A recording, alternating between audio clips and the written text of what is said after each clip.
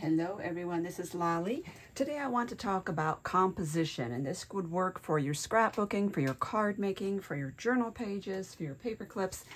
It doesn't really matter. So let's start off with this, which is a very basic design of a paper clip. And I have a circle, and this arrow. So the arrow helps to break it up and create some interest, point somewhere off the image so you can begin to wonder if this is on a page, what's over here. However, it is also very flat, not counting the paperclip blank on the back, but the actual design is very flat because it's paper, sticker. Very fast to make, but it needs some interest. So by adding foam squares, some twine, button, cardstock from Graphic 45, I'm going to fussy cut one of the flowers, sunflowers, including the red and the green, and then one just the sunflower, adding an eyelet, two different shapes, one for the base, one for a tag. One is patterned, one is not. Clear gems, wooden bee, and these acrylic honey pieces. By doing all that, I can create a lot of interest so that this you can get with a better design on the right. A lot more interest in that. So let's get started. Okay, to start with, this is a die set from Tim Holtz. I will have it listed below in the supply list. I doubled back this so that it would be a little stronger. And so off camera, like I said, I'm going to cut out this fussy cut and then cut out just the flower on the other one. Okay, so those are cut out. I'm also going to use foam squares. That adds another dimension to it. These ones are black. You don't have to use black, but the beauty is from the side, especially if you have dark papers, it's not going to show. So let's see, let's put this down like this. It just occurred to me that really what I should have done was to get my eyelet in there first. So let's do that. And I have these really tiny eyelets. I have my eyelet setter already primed. And if you have a difficulty with eyelets, make sure you look underneath this video because I'm going to give you a link on how to set perfect eyelets.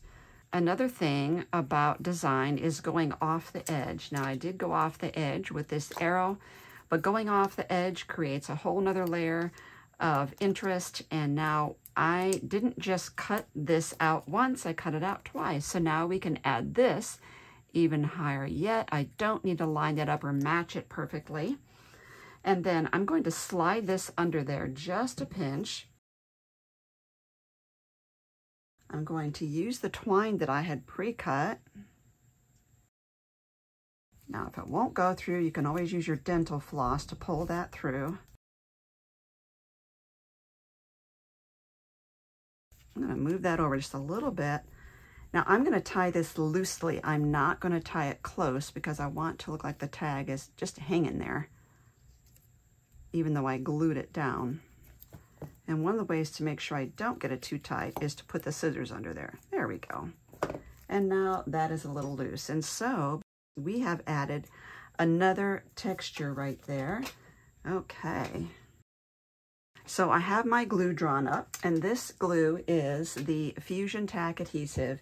In this syringe, it is wonderful for doing things like this, for doing tiny little pieces. And I have this, which I got from Amazon, and these are little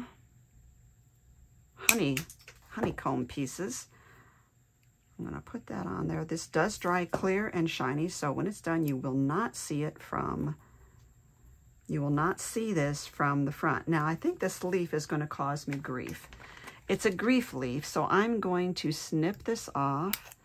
I could choose to glue it in somewhere else if I wanted to. I also have these wooden bees that I got from Amazon, but they have this little foam thing, but I don't think that's a great adhesive. So I'm removing that, and I'm going to use this again to put him right there on that. And I want a button right for the center of my sunflower. And I want to use brown. Perfect. And then for the center of these flowers, I have these clear gems and a gem picker.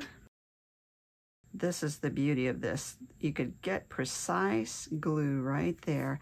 If you are going to be using this repeatedly, you could just put a cap on the end. If it's going to be a few days before you use it again, then I would take the tip off, rinse it off, and then cap the syringe with the cap that comes with that. Again, I got that on Amazon as well, and all the supplies will be linked down below. Okay, so all of a sudden, let me show you all the elements of this. Instead of just having the sticker and sticker on a piece of paper, we have all these elements that we didn't have before. So we have 1 paper, 2 that I fussy cut, that's 3 papers, but the 4th paper has texture to it. Then we have another element of the baker's twine, another element of the shiny honeycomb, another element of wood, button, and these here. All together, it's like 7 or 8 different textures, shapes, thicknesses, etc. The only thing we need now is this. And so I want to show you my little trick here. I've shown it before in some of my paperclip videos. Please subscribe for more content like this, and thank you so much for watching. I'm going to put this on there, flip this over, make sure there's no glue sticking out of the back because I want this to sit down and set up, but it's crooked. It won't lie flat. So if I nestle this into the rice, it will hold it in place. As long as there's no glue sticking out from around that paper clip, it won't stick to the rice, but the rice will keep that straight up and down so it can dry. So there you have it. These are so much more interesting and just eye-catching and layered and dimensional than the one on the left. You could see right there how much we've got going on this one right here. So just gather your supplies, look at them and think shape, think irregularity, think imbalanced. Everything's not perpendicular, everything is not symmetrical.